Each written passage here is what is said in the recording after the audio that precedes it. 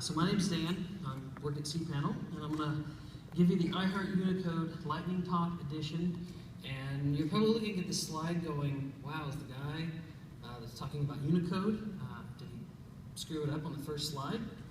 Well, no, that was on purpose to highlight that feeling that you get when you've done something super awesome and you go and run it, and then there's goofed up characters, and that sinking feeling that you get. So the goal of this is to get you to be more comfortable with it. You don't necessarily have to love Unicode, but at least understand it, feel a little better with it.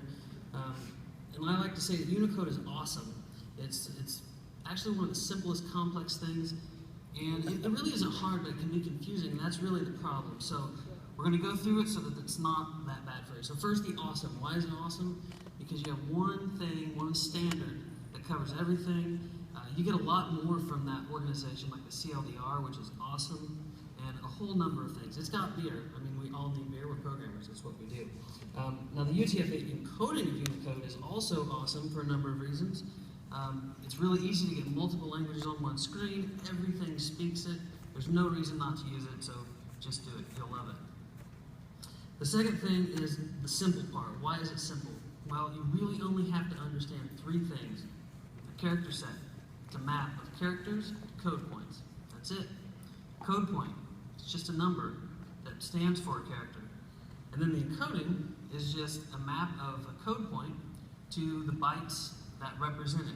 So for instance, the heart character is number 9829, and that maps to, in UTF-8, to the 3 bytes E2, 99, and A5.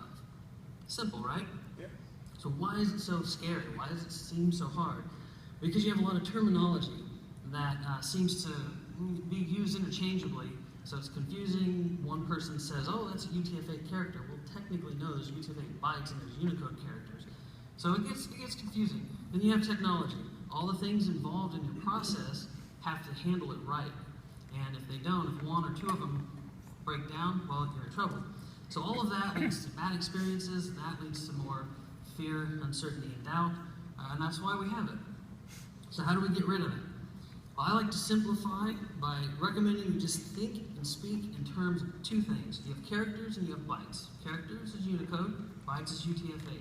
So oftentimes you'll hear me talking about something or writing documentation, and I'll mention this is a Unicode stream, which means I'm talking about the characters, and this is a UTF-8 byte stream, which is the bytes that you can represent that string with. Now, when troubleshooting, there's only 3 steps. Step number 42 is don't panic. I know the sinking feeling. You're like, great, there goes my afternoon. But it's not that bad. Next step is to check the technology involved, all those steps along the way. Is each one sending the right header that says this is UTF-8, and so on. And then simplify the whole process. Isolate each little part. You don't have to go through the entire process. Just go from, well, is it correct in my database?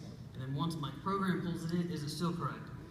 And what I like to do also is use a short string with just one multi-byte character that I know what it should look like visually and with bytes, and that simplifies things because then you can see where your bytes are going wrong.